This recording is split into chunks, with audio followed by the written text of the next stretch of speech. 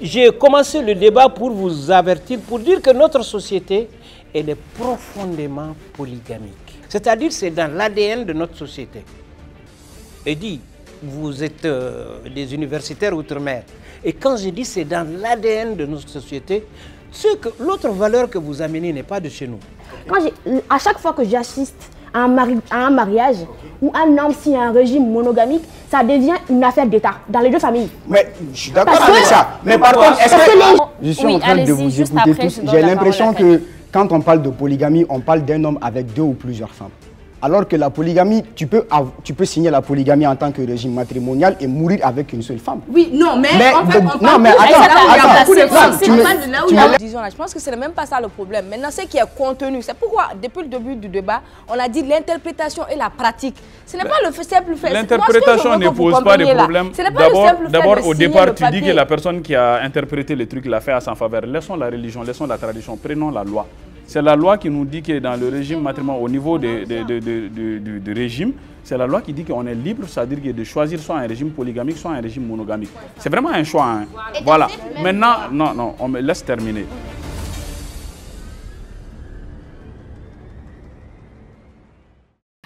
Salut à tous, après cette très longue pause, nous revoilà sur le plateau de votre émission des débats contradictoires EPJM Barreau.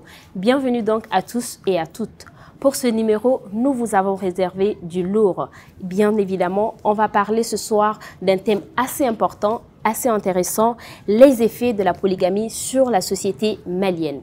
Et pour en débattre, nous avons des invités de marque aujourd'hui. Nous avons avec nous ce soir Madame Khadija Balaïra, étudiante en sciences politiques et économiques à l'Université d'Ottawa au Canada. Bonjour Madame. Bonjour. Bienvenue parmi nous. Également Tonton Sango qui n'est plus à présenter, qui est très connu des téléspectateurs de EPJM Barreau. Et nous avons également Monsieur Mamadou Meiga, qui est étudiant en Master D, maintenance et gestion des risques à l'École nationale d'ingénieurs Abdraman Babatouré. Monsieur Meiga est également le secrétaire général de l'Association des élèves étudiants de l'ENIABT. Nous avons avec nous également M. Suleiman Di Anna Dougnon. M. Suleiman est étudiant en Master 2 Sciences de Gestion, option Gestion des ressources. Il est consultant junior à Donia Conseil, engagé dans la vie associative, porte-parole de l'Association des jeunes pour le développement et l'épanouissement, dont l'objectif est de promouvoir les devoirs et valeurs citoyennes et asseoir la cohésion sociale au sein de nos communautés. Bien sûr, nous avons également 2 charmantes dames, Aïssata Bokoum, coordinatrice de l'association Citoyenneté L, militante pour les droits des enfants et des filles depuis ses 11 ans. Elle évolue dans le plaidoyer, la sensibilisation et aussi la formation. Enfin, nous avons Fatimata Diakité à l'état civil, connue sous le pseudo de Fatima Hop, jeune féministe malienne de 25 ans, passionnée de photographie et de lecture. Elle est détentrice de licence en droit privé, blogueuse anti-validiste. Elle est également membre de l'Association des blogueurs du Mali et contributrice pour la plateforme Bembéré. C'est ça? Bonjour à tous, bienvenue sur notre plateau. Très ravie de vous avoir avec nous ce soir. Alors comme je le disais tantôt, nous allons discuter de la polygamie. Nous allons parler de la polygamie et donc sur toutes ses formes. Et on va commencer déjà, puisqu'il s'agit de la société malienne, on va commencer par parler du taux de polygamie au Mali. Et pour ce faire, Tonton Sango, c'est que je veux dire, comment est aujourd'hui la polygamie au Mali, le taux? Est-ce que c'est... Il y a beaucoup de polygames ou pas? C'est une question à l'approche bien dangereuse parce que nous n'avons pas de statistiques officielles pour dire à travers les différentes mairies à Bamako, au Mali, pour faire un taux de statistiques. Mais en tant qu'acteur de la question, je sais que pour la plupart, à 80%, les gens signent polygamie.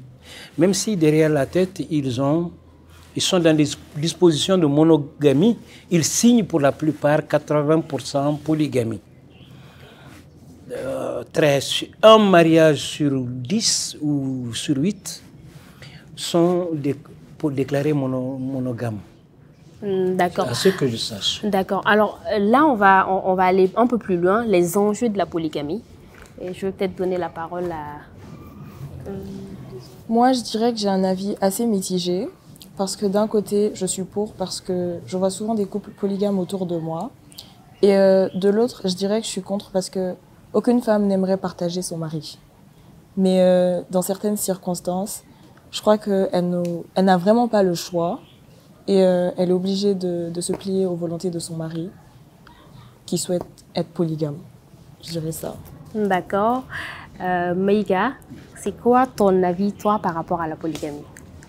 Ben, moi, je trouve que la polygamie, les gens ont trop de préjugés sur ça. C'est juste un régime matrimonial. Ça se fait, en fait, avec un choix mutuel, quoi, en fait. On n'impose pas ça à la femme, mais on essaie de la faire comprendre un peu et tous les avantages qu'il y a avec ça.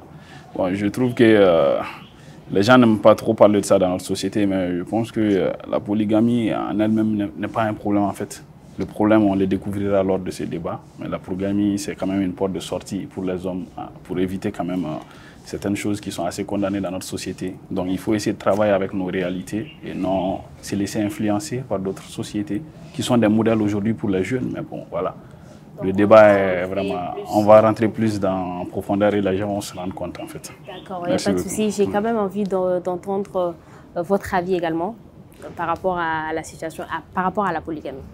Moi, j'aimerais bien qu'on soit, au cours de ce débat, qu'on soit d'accord sur la définition de quoi on parle quand on parle de polygamie, en fait.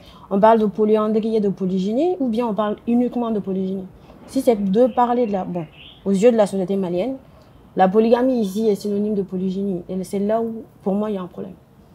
Oui, je pense qu'on va plus parler de la polygynie parce qu'on parle de la société malienne et au Mali, ici, on ne parle que de cela. Ou disons, c'est cela qu'on applique au Mali. Oui, c'est ça. Et c'est là qui est problématique pour moi, en tout cas. Parce que ça va à l'encontre autant des conventions, des chartes qu'on a eu à signer, hein, ou même à l'encontre de notre constitution, qui est pour l'égalité des sexes. Donc, pour moi, il y a un problème.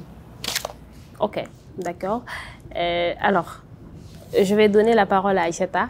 Selon toi, c'est quoi les conséquences de la polygamie sur la famille, bien évidemment? Ok, bon, tu vas me permettre quand même de rebondir sur la question précédente. En fait, mon avis même sur la polygamie. Moi, je trouve en fait que dans nos sociétés, la polygamie, elle est très mal comprise. En fait, d'autres, par exemple les hommes, je ne vais pas dire tous les hommes, en tout cas beaucoup d'hommes prennent en fait la polygamie comme manière de pression, par exemple, ou pour faire de la pression par exemple sur les femmes ou avoir une certaine emprise sur ces femmes-là. Et moi, je ne suis pas du tout dans ça. Et je trouve aussi qu'il y a une très mauvaise interprétation au moment, même par exemple pour les musulmans, parce que je suis aussi musulmane, je ne vais pas me mettre quand même à interpréter ce qui a été dit dans le Saint-Coran, mais je sais qu'en fait, il a été permis aux hommes de prendre 2, 3, jusqu'à 4 femmes, n'est-ce pas? Maintenant, en fait, moi, je trouve que ceux qui ont eu à interpréter ce verset-là l'ont interprété en leur faveur. Et donc, la société, notre société en général a essayé vraiment de prendre la polygamie et d'en faire, comme je l'ai dit, une manière de pression sur la femme, mais aussi de montrer à la femme quand ton mari prend. Parce que c'est depuis la base qu'on a très mal expliqué la chose. On te dit, en fait, quand ton mari, depuis notre bas âge, c'est ce qu'on voit. On voit que, en fait, la polygamie, quand ton mari prend une autre femme, cela veut dire que tu es mauvaise, tu n'as pas été à la hauteur, c'est que tu as un défaut, tu as ceci, c'est là où il ne t'aime plus. Donc et je pense que c'est de là, c'est ça en fait, et voilà, c'est de la faute de la femme, et c'est de là qu'est venu tout le problème, parce qu'on te met dans une posture de rivalité, etc. Et vous avez vu très généralement dans des foyers polygames jusqu'à 4 femmes, par exemple, la deuxième femme, elle peut avoir des soucis avec la première, mais la première et la troisième n'ont pas beaucoup de problèmes parce qu'elle s'est dit que non, ça c'est l'affaire de la deuxième et la troisième parce que j'ai pas été à la hauteur, elle non plus. Donc c'est pourquoi elle a eu en fait à avoir une coépouse. Et moi, c'est pas ma coépouse, c'est sa coépouse à elle. Et je pense que c'est là aussi que se pose le problème. Donc moi, je pense que le problème de polygamie, ça a été d'abord depuis l'interprétation et de la manière dont vraiment la pratique se fait. Parce que beaucoup vont se dire peut-être la polygamie, les femmes ne veulent pas de la polygamie parce que tout simplement, elles veulent pas partager leur homme, parce parce que voilà, là, peut-être les gains de l'homme vont être partagés par-ci, par-là. Et donc, maintenant, ces femmes-là je vais pas dire quand même qui se suffisent à elles, mais qui sont en tout cas dans des activités qui leur génèrent des ressources. Qu'est-ce que c'est les femmes émancipées. Justement, les femmes émancipées, comme on aime bien nous taguer, en fait, les femmes émancipées. Maintenant, est-ce que ces femmes-là ont peur que leur mari puisse dépenser sur une autre personne? Moi, je pense que non. Donc, je pense que la question quand même de polygamie, elle est très très mal comprise dans notre société et encore plus dans la pratique même. Ça, c'est extraordinaire. D'accord, merci beaucoup. On est 6 quand même, disons, vous êtes 6 invités, donc on va aller un peu plus rapidement. Vous, c'est quoi votre avis sur la polygamie? Qu'est-ce que vous en pensez? Également, selon vous, c'est quoi les conséquences de la polygamie sur la famille? D'accord. Moi, d'abord, sur mon avis par rapport à la polygamie, je pourrais dire que je rejoins M. Maïga, qui dit que c'est un régime matrimonial. Je suis d'accord avec lui.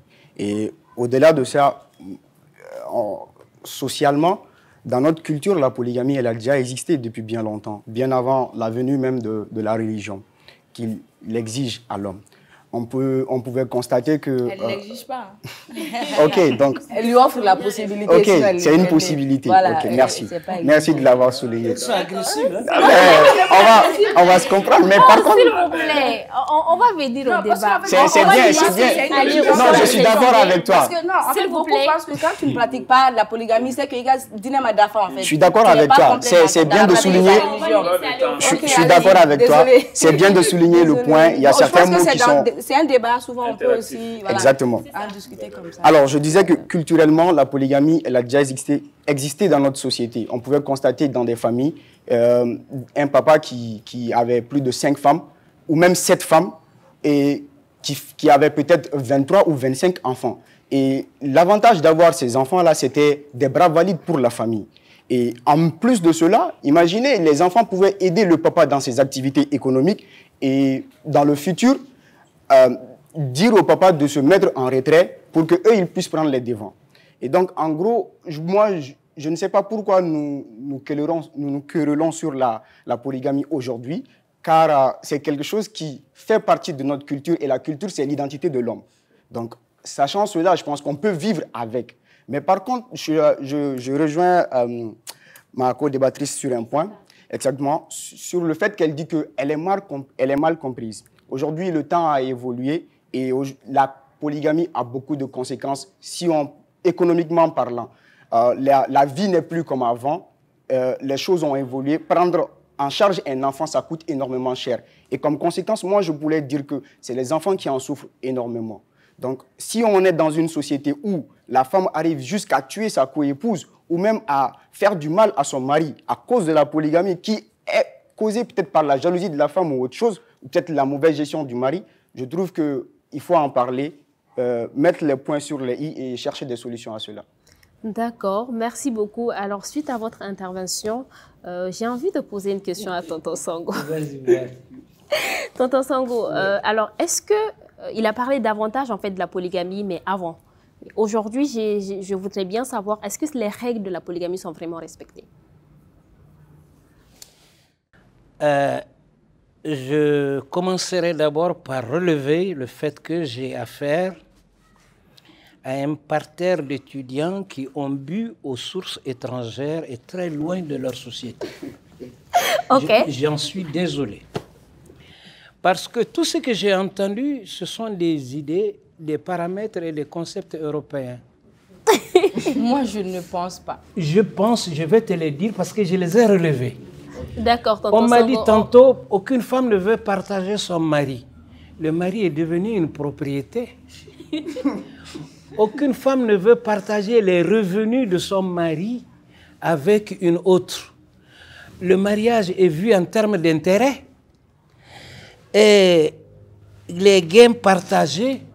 Et si on prend une autre femme, c'est la faute de l'autre pour culpabiliser l'individu. C'est tout ça que j'ai entendu. Alors, il faut commencer quand même par recentrer et recadrer les choses. En islam, le mariage n'est pas une obligation. L'islam n'oblige personne à se marier. Personne. Pourvu que tu puisses te tenir droit. Les raisons pour lesquelles tu te maries, si tu peux les éviter, tu n'es pas obligé de te marier. Et ça, c'est clair. Deuxièmement, l'islam est très clair. Quand tu épouses une femme, la religion te demande de la traiter dans les conditions où tu l'as mariée. En tout cas, pas moins que la condition dans laquelle tu l'as trouvée chez elle. Si tu l'as trouvée dans une hutte, il ne faut pas qu'elle loge moins que dans une hutte. Et si tu as la possibilité de la mettre dans une villa ou dans un building, c'est bismillah, bien de choses. L'islam est très très respectueux de la femme. La polygamie est une valeur africaine, profondément africaine. Et on ne peut pas être africain et vouloir ignorer la polygamie comme le mode de mariage de chez nous. Mais quand vous allez en Europe, vous allez boire à leur source. Ils vous donnent leurs idées et leurs paramètres. Vous voulez individualiser et privatiser tout, on ne s'entendra pas. Je suis d'accord. Allons-y voir. On n'est pas polygame parce qu'on a la braguette facile. On est polygame parce que chez nous, notre société traditionnelle, c'est un système de nœuds. C'est un système de nœuds. Pour être important dans le village, il faut s'associer à un certain nombre de familles avec lesquelles on partage les mêmes valeurs cardinales, les mêmes dignités ancestrales.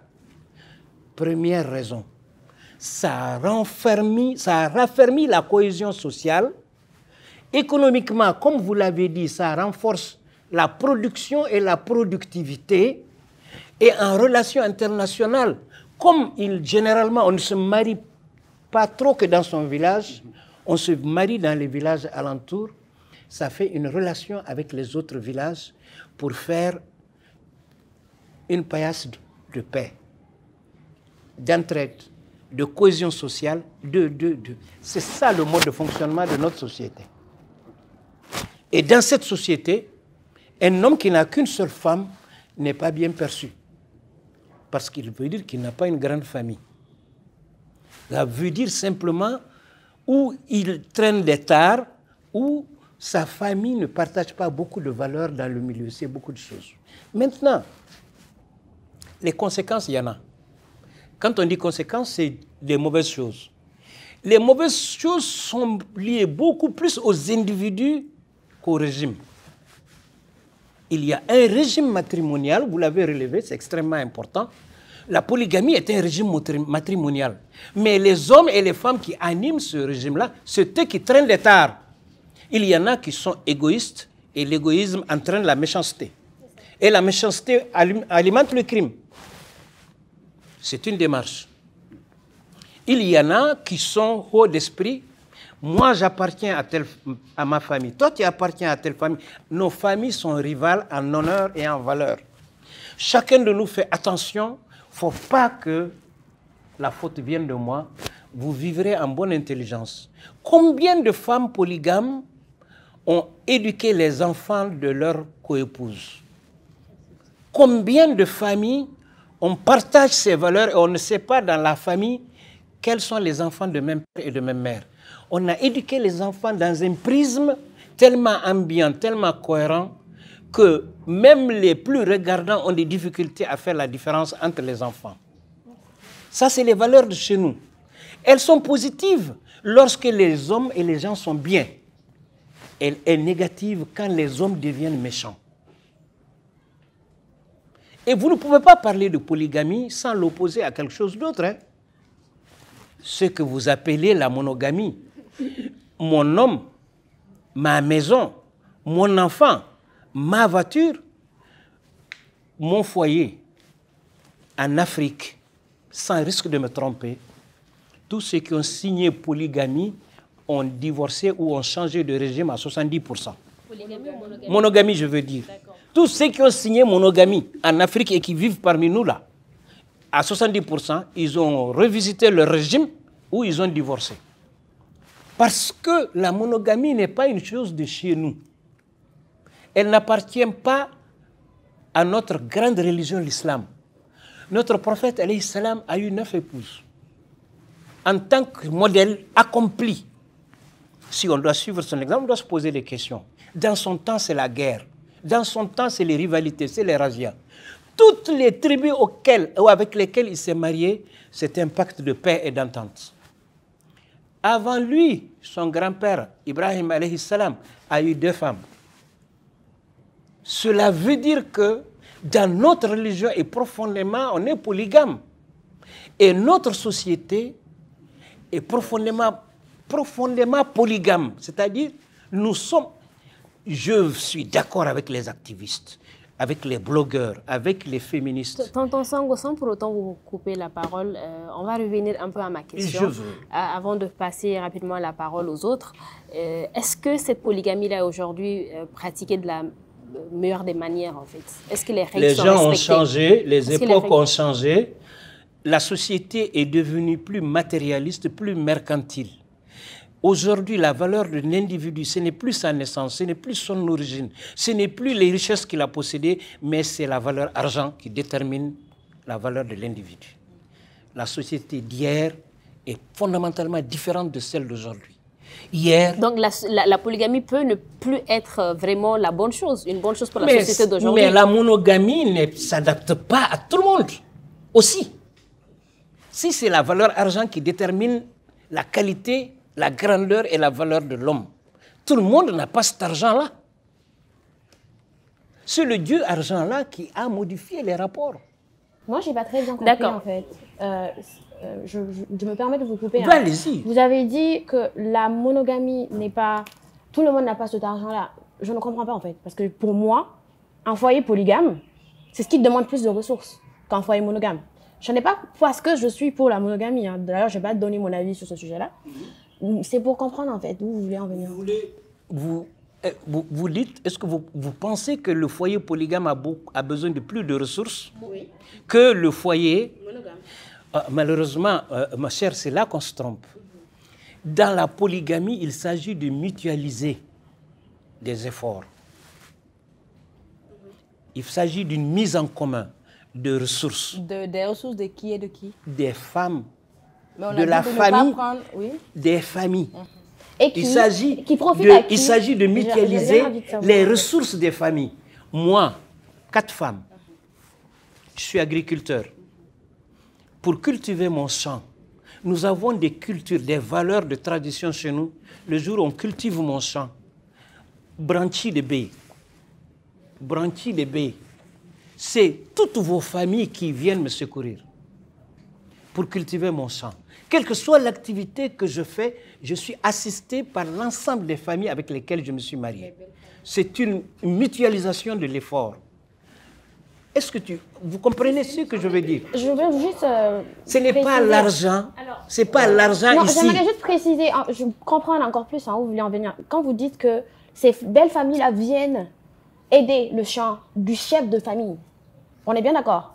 Et ce chef de famille-là, c'est qui? C'est pas l'homme? Si. Justement. Donc pour moi, ce patrimoine-là, qui constitue un patrimoine, hein, je suis d'accord avec ça, profite à l'homme.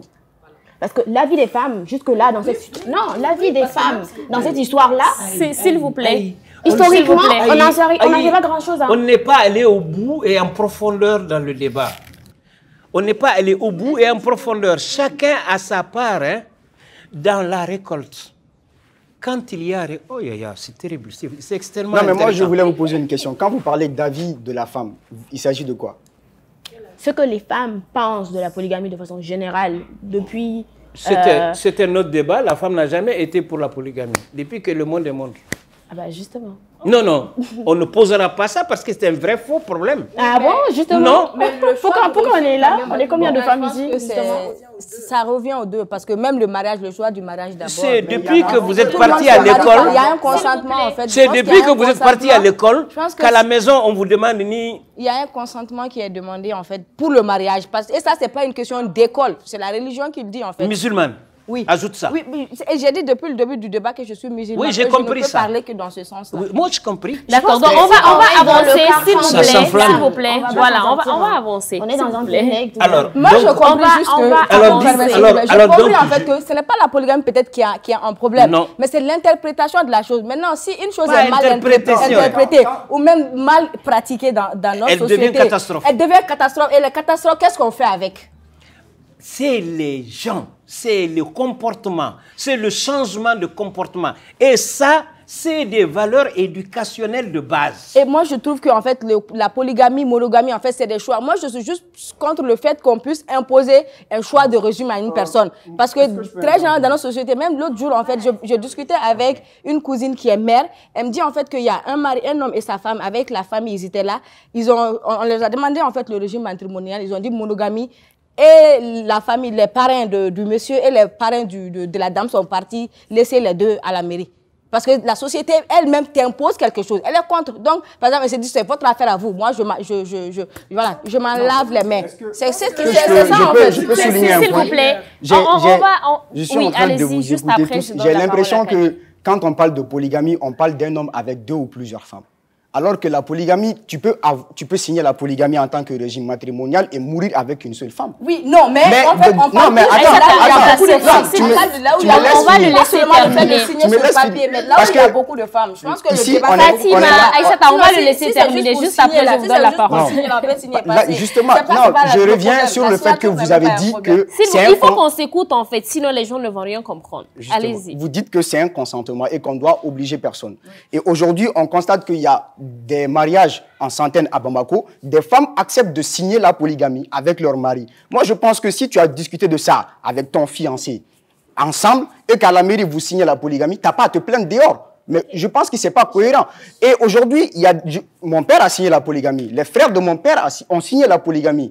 Et aujourd'hui, ils sont qu'avec une seule femme. Et je suis sûr qu'ils aiment ma mère et ils vont mourir comme ça. Mon père, il est pratiquement à sa révérence. Et il y a beaucoup d'hommes à Bamako comme cela. Donc, pour dire que si la polygamie... Moi, parce que quand j'entends la polygamie, je ne veux pas seulement entendre la polygamie et polygamie plus plusieurs femmes. Polygamie, ça existe. Aujourd'hui, tenons juste compte du fait que c'est un régime matrimonial. Le mariage, c'est un consensus entre l'homme et la femme. Et si vous vous entendez sur quelque chose, il n'y a pas à aller papoter là-dessus dehors. Le mal que ça engendre va au-delà de la signature sur le papier de ce mal, ça c'est dans le sens où... Moi, c'est ce que je veux vous expliquer en fait. Moi, j'aimerais intervenir dans ce que tu as dit. Quand tu dis que en fait, il y a une histoire de consentement. En fait, c'est bien beau, hein. Ok. Mais j'aimerais bien savoir le statut d'une femme qui... comment dirais-je, le poids qui incombe aux femmes pour se marier dans ces sociétés-là. Tu penses qu'il n'y a pas de poids, en fait. C'est simple. En fait, une femme, quand tu atteins la vingtaine, c'est simple. Tu veux, tu te maries. Tu veux pas. Il n'y a pas de pression à ce niveau-là. Il n'y a pas de pression sociale. Bien sûr qui n'existe absolument pas. Mais il faut être réaliste. Nous sommes tous sûrs justement, et certains que ça existe. Tes propos ne sont pas réalistes. Non, mais attends. C'est ça le problème. Tu ne peux pas me parler de consentement. Quand je vous dis que... Quand de l'autre côté, il y a une pression qui est exercée contre les femmes pour qu'elles se marient. Et pour encore plus, je prends son exemple. Quand elle a dit, moi j'ai assisté, je ne donne pas d'exemple personnel, mais là je vais le faire. À chaque fois que j'assiste à un mariage où un homme signe un régime monogamique, ça devient une affaire d'État dans les deux familles. Mais, je suis d'accord avec ça. Mais par contre, est-ce que les gens estiment... Pourquoi? J'ai juste une question. Ne connais-tu pas des personnes qui ont signé la polygamie? Oui, j'en connais. Ok. Est-ce que tu penses qu'ils ont signé la polygamie sous contrainte? Oui, j'en connais beaucoup qui ont signé la polygamie. Vraiment, je t'invite à visiter d'autres personnes parce que moi, je connais beaucoup de personnes qui ont signé cette polygamie de notre débat. On risque de sortir de notre débat parce que... Non, je vais juste recadrer ça. On ne sortira pas du débat parce que les filles sont en train de se battre pour le rôle et la place de la femme dans le consentement, dans le mariage. Sa chose se passe comme si on les chosifie, on les dépersonnalise. Effectivement, c'est ce qu'une fait société patriarcale. Aucune société, si. Je dis aucune société, aucune société ne peut faire fi du rôle et de la place de la femme dans... Et pourtant, c'est la nôtre réalité. Non, attendez seulement. J'ai commencé le débat pour vous avertir, pour dire que notre société, elle est profondément polygamique. Profondément. C'est-à-dire c'est dans l'ADN de notre société.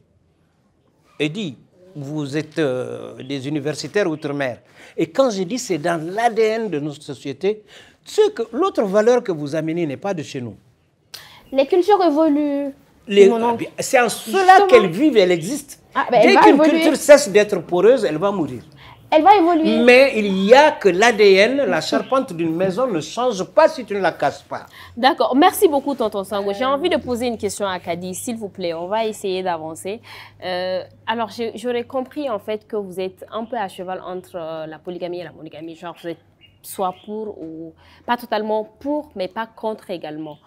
Dans ce cas, j'ai envie de savoir, est-ce que selon vous, la polygamie peut être facteur de cohésion sociale? Je pense que Tonton Sango en a parlé à un moment donné, et il a parlé de cohésion sociale et tout. Est-ce que vous pensez que la polygamie peut être facteur de cela? Avant, franchement, j'aurais dit oui. Mais maintenant, j'y crois moyen, parce que maintenant, avec la nouvelle génération, la polygamie est signe de, je dirais, un peu concurrence. Et généralement, avec les avis extérieurs, si c'est que le mariage, c'est que entre une femme et un homme, je dirais qu'ils auraient pu s'entendre. Mais maintenant, je dirais que le mariage, c'est un homme, une femme et tout le monde entier. Parce que généralement, une femme qui n'accepte pas la polygamie, qui est souvent dans les trucs de concurrence avec sa coépouse, c'est généralement parce qu'il y a des avis extérieurs. Tout le monde donne un peu son avis. Ah, car ça, toi, ta coépouse est comme ça, pourquoi tu ne peux pas faire la même chose? Ta coépouse a fait ci, dis à ton mari de te faire la même chose. Et généralement, ça ramène un peu, je dirais, une jalousie entre les femmes. Et c'est comme si c'était une sorte de compétition, en fait. Tout le monde veut faire mieux, tout le monde veut être la préférée de son mari. Je dis pas non, mais après, ça ramène d'autres trucs. Par exemple, de nos jours, avec les trucs de maraboutage, la coépouse peut jusqu'à aller à tuer pour son mari, alors que c'est même pas de l'amour, c'est forcément une concurrence, et elle peut faire des trucs qu'elle va regretter par la suite. Et tout ça, pourquoi? Parce que les gens ont donné leur avis souvent. C'est des gens qui disent « Ah, mais pourquoi tu te laisses faire? Pourquoi tu agis pas? Pourquoi tu fais pas ça? Pourquoi tu fais pas ça ?» Mais est-ce que cette jalousie-là n'existe pas en fait? Je me dis, est-ce que c'est pas... Oui. Exactement. Est-ce que c'est pas ancré aux femmes en fait? Ça existe. Cette jalousie entre... Oui, ça existe, oui, je suis d'accord. Je suis d'accord que ça existe. Non, en quelque sorte, en fait. Je peux aller au bout? Oui, vas-y. Merci. Alors, je veux parler en fait de la jalousie que souvent certaines femmes ressentent, même pour les amis, pour les voisins et consorts en fait. On n'a pas forcément besoin, oui, pas forcément que les femmes, mais on n'a pas forcément besoin de la polygamie pour parler de jalousie. Oui, ça existe, au niveau des femmes. Mais la plupart du temps, c'est pour la polygamie qu'on voit. Dans la société, à chaque fois qu'on dit qu'il y a jalousie, compétition, c'est souvent dans des foyers polygames. Moi, je n'ai pas grandi dans un foyer polygame. Mon père est monogame. Mais je vois dans la société des foyers polygames autour de moi. J'ai des amis qui sont dans des foyers polygames. Et je vois forcément les sortes de compétitions entre eux. Okay. C'est pas forcément tous les foyers. Répondre à ce niveau. C'est pas seulement au niveau des foyers polygamiques, mais aujourd'hui, on voit des femmes de frères qui font la concurrence et tout. Donc, en fait, moi, je trouve qu'on est en train de... Le problème, c'est pas là, en fait. Vous savez, moi, j'aime réfléchir avec les chiffres, les statistiques et consorts. Peut-être Tonton Sango n'a pas eu la chance de visiter certains trucs, mais moi, j'ai eu la chance de le faire. Quand nous regardons les thèmes des mémoires des étudiants de l'INFTS, par exemple, sur les différents thèmes réalisés sur le domaine du mariage et tous font ressortir des problèmes d'ordre général qui n'ont rien à voir avec les régimes matrimoniaux. Quand vous allez dans nos tribunaux aussi, quand vous allez voir les causes des divorces, vous n'allez voir personne aller se plaindre que parce que je suis dans la polygamie que j'ai tel problème. Les problèmes, non, j'arrive. Vous me laissez terminer. C'est-à-dire que les problèmes qu'on fait ressortir là-bas, c'est des problèmes, c'est-à-dire qui n'ont rien à voir avec les régimes. C'est des problèmes qui peuvent se trouver dans un mariage monogamique comme ça peut se trouver dans un mariage polygamique. Donc, et le débat le montre. Tout le monde, personne ne va se fixer sur la polygamie. J'ai une question pour toi. Oui, allez-y, posez votre question. Par rapport à ce que tu viens de dire. Oui, vas-y. Quand on prend la majorité des mariages, le régime qui est signé, c'est monogamie ou polygamie? En majorité au Mali. Donc, si tu te bases sur ce que tu viens de dire, statistiquement, si la majorité des mariages, tu as parlé des problèmes qui engendrent... Des problèmes d'ordre général. D'ordre général, oui, qui n'ont rien à voir avec les régimes polygamiques. Je ne crois absolument pas. Ce n'est pas parce que j'ai signé tel régime polygamique que j'ai des problèmes dans mon foyer, ça n'a rien à voir. C'est-à-dire que le débat, il est à mettre ailleurs. Oui, et moi, je pense que le problème, c'est même pas ça. Ce que nous disons là, je pense que ce n'est même pas ça le problème. Maintenant, ce qui est contenu, c'est pourquoi, depuis le début du débat, on a dit l'interprétation et la pratique. Ce n'est pas le simple fait. L'interprétation ne pose pas de problème. D'abord, au départ, tu dis que la personne qui a interprété le truc l'a fait à sa faveur. Laissons la religion, laissons la tradition, prenons la loi. C'est la loi qui nous dit que dans le régime matrimonial, au niveau du régime, c'est la loi qui dit qu'on est libre, c'est-à-dire de choisir soit un régime polygamique, soit un régime monogamique. C'est vraiment un choix. Hein. Voilà. Maintenant, non, on me laisse terminer. Maintenant, les interprétations dont vous parlez et la forme du truc, ça c'est en fait l'éducation même du mariage. Non, j'arrive. L'éducation même du mariage. Vous savez, quand vous partez au niveau des commissariats, quand vous allez regarder les couples qui ont des problèmes, vous allez voir qu'il y a un taux très réduit de chrétiens qui partent là-bas avec certains problèmes. Mais vous allez trouver que nous, les musulmans, nous sommes là avec des problèmes où soit la femme vient se plaindre que son mari là-bas, soit elle vient se plaindre que son mari boit tout le temps pour venir l'insulter, faire des injures, ou bien soit elle vient se plaindre que son mari est dans l'adultère et consort. Donc moi, je me dis que le problème, en fait, c'est l'éducation même du mariage. C'est l'éducation que nous recevons même à la base du mariage. Maintenant, ce que moi je veux comprendre, maintenant les hommes chrétiens là, comment ça se passe dans leur couple? Eux, ils ne battent pas. En fait, ce que tu oublies chez les chrétiens, c'est carrément différent de nous. Nous, on fait le mariage sur le folklorique en fait. Et moi, je vais... Non, j'arrive. Laisse-moi terminer. Laisse-moi terminer. Et ce que vous semblez oublier, ce que vous semblez oublier, non, je pense que il faut pas aller sur cette lancée de... La polygamie que vous êtes en train de critiquer, on revient en arrière. Ce que le tonton a été en train de dire, on va aller au-delà de ça.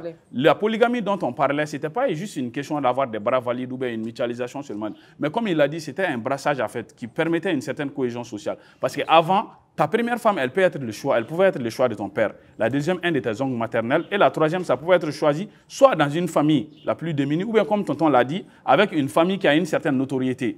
Donc, on pouvait hériter aussi d'un foyer polygamique à cause du lévira aussi. Parce qu'avant, je dis très bien avant, dans notre société, c'était très mal perçu qu'une femme qui rentre chez vous et que son mari décède, il n'y a personne pour prendre cette femme-là en charge et vous allez la laisser sortir, aller dans un autre... C'était une honte pour la société. Donc, il faut comprendre la forme dans laquelle la polygamie, elle venait dans notre société. Et je trouve que jusqu'à présent, cette forme, elle reste maintenant. Mais c'est les générations qui ont changé. Avant, l'école à laquelle on partait avant, et aujourd'hui, l'école à laquelle nous partions, c'est des philosophies différentes.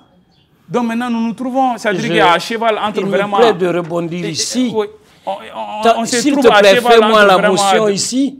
Parce que là, tu avais posé ce problème, je t'ai dit, on n'ira pas en profondeur. Et c'est ça qu'il est en train de faire pour expliquer profondément les tenants et les aboutissants de la polygamie de chez nous. Et je me réjouis d'un fait qu'il faut dissocier, c'est clairement maintenant, dans le débat vous l'avez montré, qu'il faut dissocier mariage et religion. Il a dit, le problème chez les chrétiens, c'est qu'ils ne sont que polygames, monogames. Ils ne sont que monogames. Donc, la question autour de laquelle on est tout de suite ne se pose pas à leur niveau. OK? Ouloutala, c'est fini. Mais chez nous, c'est beaucoup plus une question d'éducation personnelle, familiale, de comportement individuel qu'un problème de régime matrimonial. Un homme, quelqu'un qui est bien éduqué, qui est bien installé dans ses valeurs et ses vertus, a de la hauteur et de la grandeur pour transcender certains problèmes quotidiens dont elle parle, pour ne pas se soumettre à l'influence extérieure.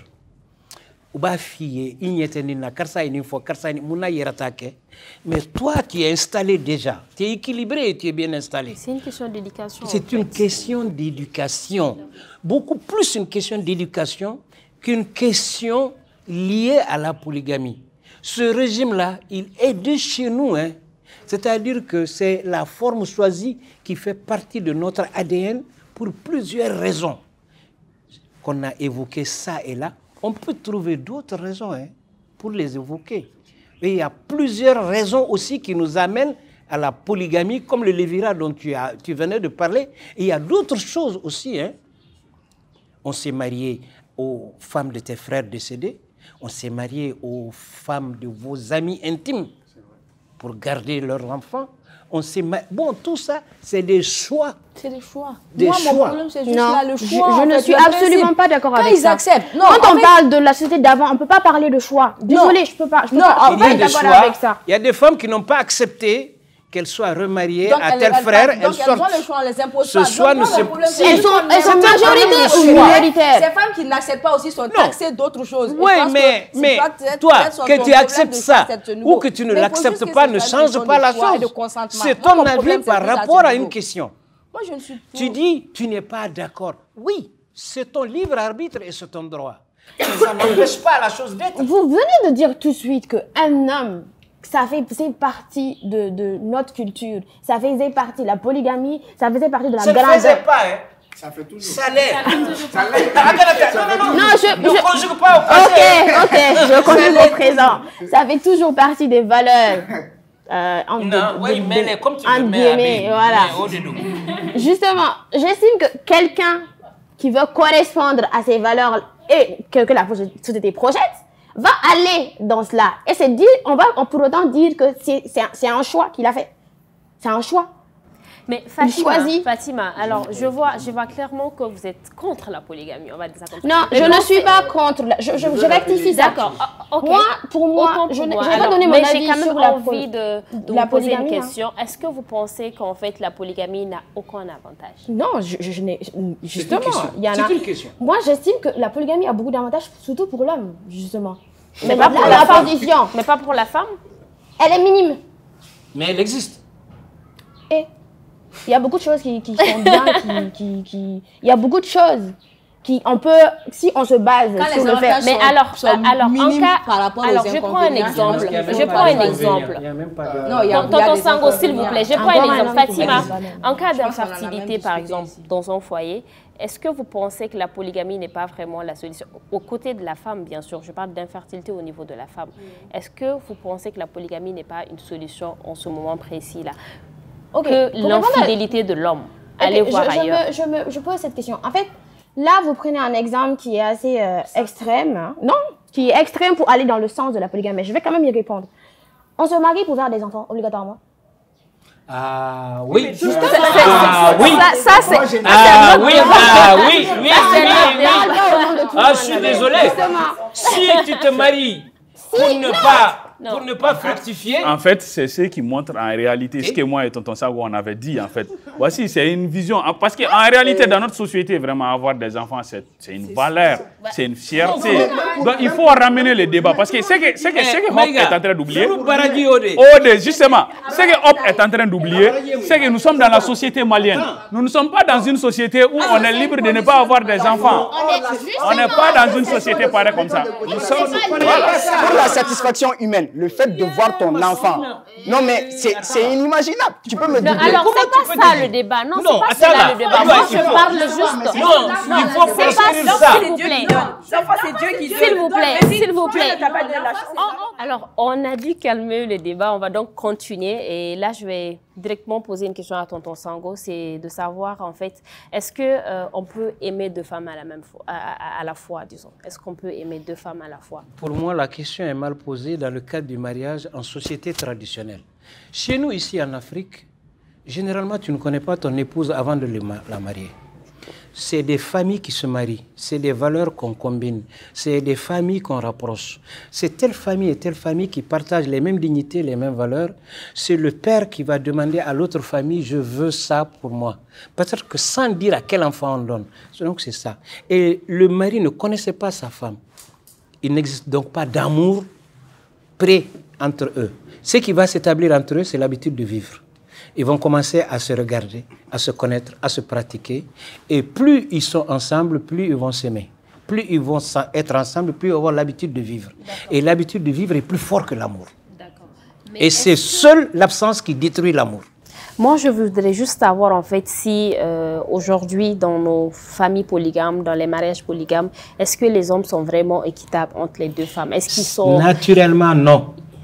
Quand vous êtes dans la rue, vous promenez, vous voyez deux coqs qui se battent, vous choisissez instinctivement le parti d'un coq. C'est humain. Quand vous amenez plusieurs femmes ensemble, chacune d'elles a ses valeurs, ses vertus et ses qualités pour lesquelles tu l'admires, tu l'estimes, ou etc. Baraya, ça dépend des personnes. Et puis l'homme est un être, quoi. C'est pas une règle pour être rigide entre deux femmes. Il y a des femmes qui te font plaisir, qui t'assistent, qui t'encadrent. Il y a des femmes qui croient à leur féminité, à leurs valeurs. Elles t'écrasent. Il y a des femmes qui sont bien nées, qui ont beaucoup d'argent dans leur famille. Quand elles sont arrivées, elles se cachent derrière cette autorité de richesse. Chacune a un argument pour se faire prévaloir dans la famille. Et l'homme, S'il te dit qu'il est droit entre les femmes, il a menti. Pour la réponse, moi, j'ai juste une question. Je ne parle pas de religion d'habitude, mais j'aimerais juste savoir que est-ce que sur le plan religieux, être équitable envers ses épouses, c'est pas une condition pour être polygame? Absolument. Et donc, vous venez vous-même de le dire. On le dit. Qu'il est impossible pour un homme d'être équitable. Doucement. Non. Ah, c'est ce que moi j'ai entendu. Non. Si c'est comme ça, quand la religion te dit, quand tu trouves une femme dans une hutte, ne la mets pas moins que dans une hutte. Quand tu trouves une femme dans une villa, ne la mets pas moins que dans une villa. Quelles sont tes possibilités, toi, entre la hutte et la villa? Ça, extérieurement, tout ce que tu peux faire pour être juste et équitable entre tes femmes, c'est la religion te prescrit ça. Et quand tu vas dans l'obscurité avec les femmes, qu'est-ce qui se passe? Qu'est-ce qu'elles ne te font pas faire? Qu'est-ce qu'elles ne te font pas dire? L'homme n'est pas une règle. L'homme est un être vivant, un cœur palpitant qui bat. Ce que vous voulez là, c'est impossible. Ce n'est pas possible d'être une règle. Ce que je peux amener, j'ai amené 4 bouteilles, les voilà identiques. Chacune des femmes a une bouteille. Mais personne ne peut savoir qu'il y a une autre bouteille dans ma poche. On se comprend bien. Mais, et la religion, au-delà même de la religion, ça t'oblige, Horonia, ça t'oblige à ne pas maltraiter la femme, à les traiter sur le même pied d'égalité, mais c'est elles-mêmes qui feront la différence entre elles. Ah, donc justement, si j'ai bien compris, comment dirais-je, les problèmes qui découlent de la polygamie sont... Des problèmes de personnes, pas de régime. Qui découlent, vous avez dit que c'est les femmes qui entraînent les hommes, si j'ai bien compris. Moi, c'est ce que j'ai entendu. Hein. Moi, c'est ce que j'ai entendu de ce que vous avez dit. Au bout de l'idée. Donc, c'est-à-dire que les problèmes qui peuvent éventuellement découler de la polygamie sont de la responsabilité des femmes. Je n'ai pas dit ça. Bah, c'est ce que moi j'ai entendu. Je n'ai pas dit. Je suis la seule. C'est ce que je suis la seule à avoir entendu ça. Non, je n'ai pas dit ça. J'ai dit chacun a son caractère. La femme peut avoir bon et mauvais caractère. Et puis il y a les influences extérieures. Il y a de n'importe quoi. On est en société là. S'il vous plaît. Alors on va parler d'un dernier point. On va parler d'un dernier point avant d'aller au dernier mot de tous les invités. Alors moi j'ai envie, le concept fadéen en fait qui existe entre souvent des enfants issus de familles polygames. Qu'est-ce que vous en pensez en fait? Pour répondre à ta question, moi je pense que le concept fadéen, ça vient de ce que j'avais répondu tantôt. C'est le fait qu'il y ait une compétition entre les coépouses. Et quand un enfant naît dans un foyer comme ça, bah, il grandit avec l'idée de « Nénéné bama ben, mon année n'a démé ben ». Voilà, c'est ça. Donc, je crois que l'environnement joue vraiment quelque chose par rapport à ça. Parce que si un enfant grandit dans un foyer où il y a tout le temps des bagarres, tout le temps des disputes entre les coépouses, à teke aba sinamso den fe faut ka djenwili. O te se ka ou te ben parce que aba fokoni akera aba sinamso den fait que o ta ale ba fait mon ale be ko den fait ou généralement genre amena quelque les entre les enfants parce qu'ils vont se dire que nte bomba kokoro, l'autre aussi va se dire ne fait nte bomba kokoro et amena que genre ce sera une autre forme de compétition encore entre les enfants aussi. Par rapport à... Bon, moi je dirais qu'on ne trouve pas ça seulement dans les foyers polygames. Par exemple, si moi j'ai marié une première femme et que je divorce et que je prends une autre femme et que les deux ont des enfants, c'est le concept des mamans qu'elles mettent dans la tête des enfants qui peut créer des fadéens entre eux et ça n'a rien à voir avec le fait que les deux se trouvent... Non, j'arrive. Non, mais laissez-moi. Le concept des mamans, c'est elles qui marginalisent tout ça. Ça, c'est d'un point. Ça, c'est d'un point. De l'autre côté, en fait, je dirais c'est le mauvais comportement du mari aussi qu'il fait. En fait. Tonton Sango, il le disait tantôt. Par exemple, je suis là, même si les deux femmes ne sont pas ensemble, comment je peux me permettre, par exemple, de mettre telle femme dans telle condition et refuser de mettre telle femme dans l'autre condition? Et l'enfant, il n'est pas bête. En fait, il a beau avoir un âge vraiment assez bas, mais quand il grandit, il voit quand même que sa maman vraiment est en train de souffrir. Et à cause de cet homme. Et tout le temps, lui, il grandit dans l'idée que c'est l'autre femme et son enfant qui ont arraché vraiment tout l'amour que lui, il devait avoir avec sa mère. Donc, tout ça, ça crée des frustrations. Et moi, le problème que Hop a, en fait, moi, je trouve qu'elle trouve que dans notre société, les droits de la femme sont biaisés, en fait, dans le mariage polygamique. Maintenant, sur ce point-là, moi, je ne dirais pas que la société, à la base, ne biaise pas les lois de la femme. En fait, la femme, elle a une place très, très importante dans notre société. Avant, nos rois, quand ils avaient des problèmes, quand ils se réunissaient, quand ils avaient des problèmes, quand le problème, on n'arrivait pas à les résoudre, chacun part voir sa femme. La nuit porte conseil, c'est la femme je vais demander à ma femme. Donc, en fait, il faut que nous soyons très clairs, quoi. Nous ne pouvons pas être ensemble dans un endroit et qu'il n'y a pas de chef, en fait. Aujourd'hui, nous avons la chance, ou bien je ne sais pas, c'est la société qui a fait tel, ou c'est Dieu qui nous a créé. Il a donné l'opportunité à l'homme de diriger, en fait. Mais qu'à cela ne tienne, la femme, elle a sa place. Et la justice prévoit ça, en fait. Et la société aussi prévoit ça. Merci beaucoup, Meïga. J'ai envie qu'on continue ce débat, s'il vous plaît, mais on n'est vraiment plus dans le temps. On va donc, vu qu'on est vraiment dans une société polygame, il faut le reconnaître, et qu'on le veut ou non, il y a des familles polygames au Mali. On va donc je vais vous passer la parole à tour de rôle chacun pour que vous donniez vos derniers mots par rapport à cette situation-là. Si vous avez des conseils à donner aux familles polygames ou en tout cas à ceux qui ne le sont pas encore, aux monogames, vous avez la parole. On va commencer par Aïssata. Ok. Moi, je trouve en fait que nous sommes dans une société ou dans un environnement qui met tout sur le dos de la femme.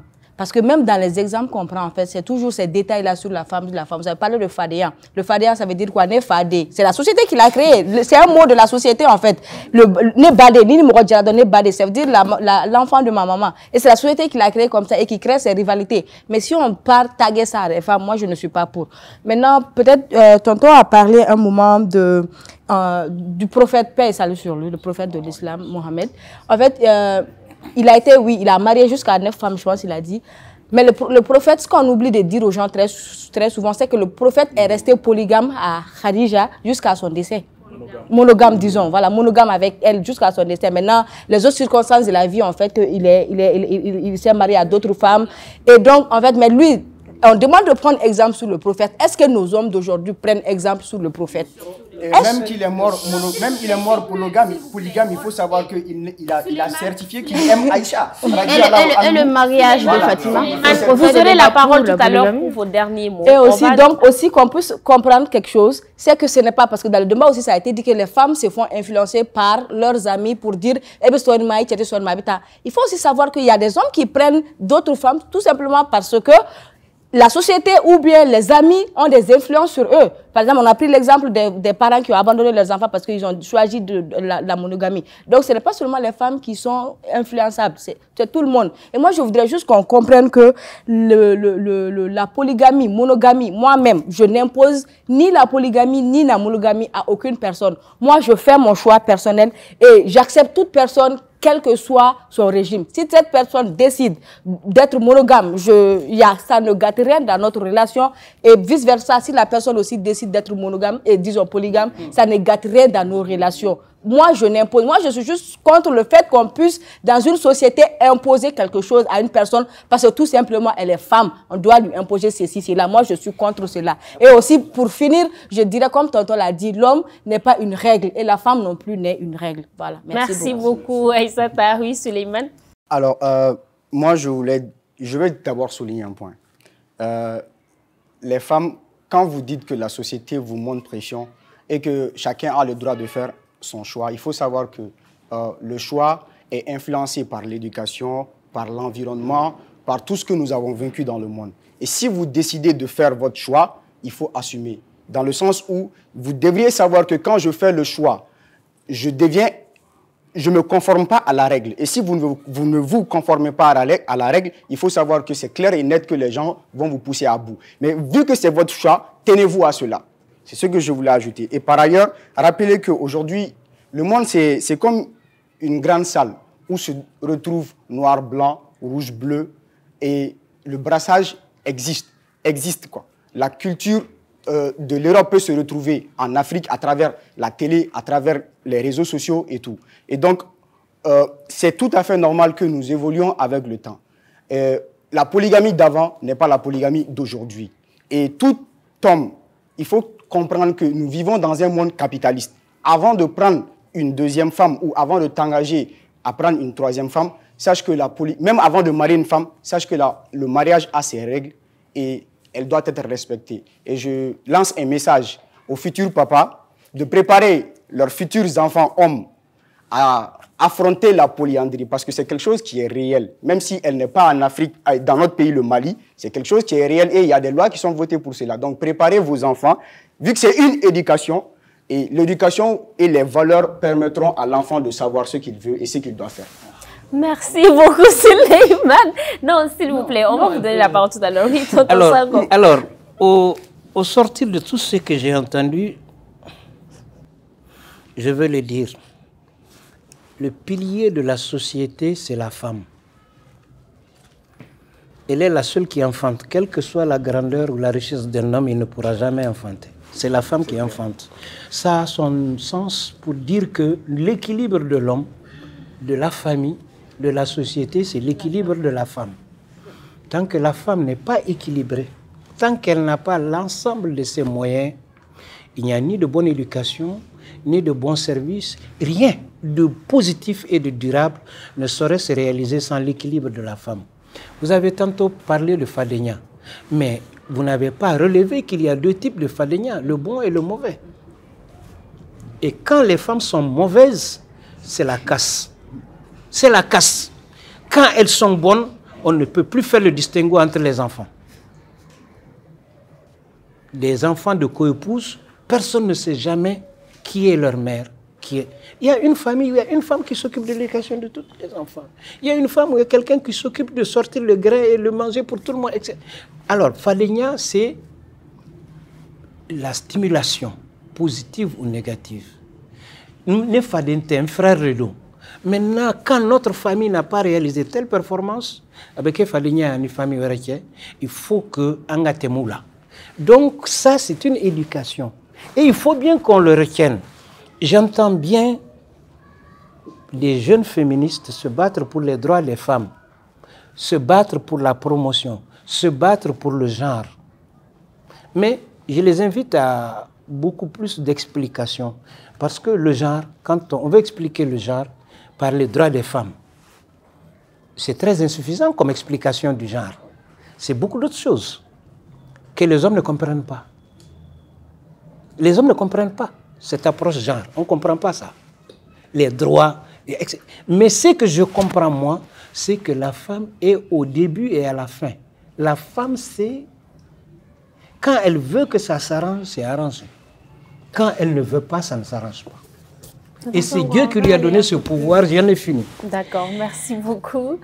Khadija. Alors moi, pour revenir un peu à la polygamie, moi je dirais que chaque foyer a son lot de problèmes. Chaque homme sait pourquoi il décide d'être polygame. S'il décide d'être polygame, c'est peut-être parce qu'il en a vraiment marre ou qu'il y a vraiment un truc qu'il fait et qu'il ne montre pas forcément. Donc, ce que je dirais aussi, c'est que moi, personnellement, je ne crois pas au fait que l'homme puisse aimer plusieurs femmes à la fois. Ça, j'y crois pas du tout. J'ai eu à poser cette question même à un polygame qui m'a dit qu'on ne peut pas aimer forcément plusieurs personnes en même temps, mais il y a la tâche qui vient et le fait que vous vivez ensemble, vous outimez d'ognorona en fait. Donc tu peux pas forcément aimer la personne, mais outimez d'ognorona. Donc vous apprenez à vivre ensemble et à vous supporter. Et ça ne veut pas forcément dire que vous vous aimez. Non, ça ne veut pas dire ça. Et le conseil que j'aurais à donner, par exemple aux femmes dont leurs hommes décident de prendre plusieurs femmes, c'est que moi je pense que si toi dans ta tête, c'est toi et ton homme, genre morochitna c'est tien. Et si ton mari décide de prendre une femme, ce n'est pas une fatalité. Ça existe vraiment dans la société. Je pense que si tu t'occupes toi de ta famille et que tu ne te préoccupes pas de ce qui se passe dans le foyer de ta coépouse, tu vas vivre en paix jusqu'à ce que, je sais pas, jusqu'à ce que la mort vous sépare, comme on dit. Et il y a clité djigi, il coépouse là en fait. Si chacune reste dans son coin. Voilà, si chacune reste dans son coin, je pense pas, forcément, toutes les femmes sont jalouses. Ça, je n'en disconviens pas. Tout le monde est jaloux, que ce soit les hommes ou les femmes. Mais si toi, tu restes dans ton coin et que Ibiga jalousie, je pense que tu peux supporter le fait d'avoir une coépouse. Or, c'est là, en fait, parce que vous n'allez même pas vous voir si ce n'est pas dans les cérémonies, dans les grandes cérémonies. Je pense que vous n'allez même pas vous croiser dans la ville. Mais si toi, tu fais que écouter les gens, quand les gens viennent parler, tout ça, il D'accord, merci chaque jour. Kadi, merci. Maïka. Merci. Bon, moi, je vais juste conclure par relancer vraiment, profiter de ce créneau pour relancer le débat même sur le mariage et demander vraiment que ce soit du côté des papas, que ce soit du côté des mamans, vraiment une très bonne éducation sur le mariage avant de lancer les enfants dans le mariage et aussi au niveau de la justice aussi. Parce qu'il faut reconnaître que les femmes, elles ont le droit d'être révoltées aussi, hein, parce que vraiment, elles sont victimes de beaucoup d'injustices dans les mariages, ce qui font que, voilà, je pense que ce sont ces injustices-là qui se répercutent en fait sur le régime matrimonial et tout. Donc il va falloir renforcer quand même nos textes et aussi sanctionner vraiment très sévèrement les hommes qui peuvent s'adonner vraiment à des comportements assez déplacés vis-à-vis vraiment des dames. C'est tout ce que moi j'ai à dire. Attendez là, vous allez l'applaudir quand même. Quand même, non, il a dit ce que vous voulez entendre. C'est tout ce que moi je veux. Franchement, voilà, parce que c'est juste ça en fait. Fatima. En fait, ce que moi j'aimerais surtout dire, c'est que c'était un débat très enrichissant. Hein. Surtout que on a beaucoup parlé de la culture africaine. Donc, on a surtout transformé l'Afrique en un monobloc, en fait. C'est-à-dire que l'Afrique est uniforme. Il n'y a qu'une seule culture africaine. Et je ne suis pas d'accord avec ça. J'estime qu'il y a des Afriques. D'ailleurs, une seule Afrique, ça, comme tonton l'a dit, il nous a taxé d'être trop dans les idées européennes, mais ça, c'est quand même un problème importé. Je vais pas durer là-dessus. J'aimerais, vu qu'on parle beaucoup de polygamie, j'aimerais que autant nos textes, autant notre culture, et je vais parler maintenant de la polyandrie. J'estime que ça fait aussi partie de la culture africaine. Vu qu'on nous taxe très souvent de ne pas faire l'apologie de la culture africaine. J'estime que la polyandrie fait partie aussi de la culture africaine et aussi que ça fait partie aussi du droit. La polyandrie, c'est une femme qui a deux. Oui, bien sûr. Une femme qui a deux maris. Le débat est fini. Et c'est justement ça la définition Et c'est justement ça la définition de la polygamie, hein, parce que la polygamie, c'est un. Donc ma dernière phrase, ce serait que finalement nos textes de loi se conforment aux chartes qu'on a ratifiées, c'est-à-dire qu'on reconnaît la polyandrie, qui fait partie des libertés individuelles et qui aussi fait partie des droits des femmes, tout simplement. D'accord. Ben voilà, merci à vous. Merci d'avoir répondu présent à notre appel. Je l'ai dit au tout début, ça serait du lourd aujourd'hui et vous l'avez vu, chers téléspectateurs. Merci à vous de nous suivre et de continuer à nous suivre. Un grand bravo à la partie technique. On se dit à très bientôt pour un autre numéro. Merci.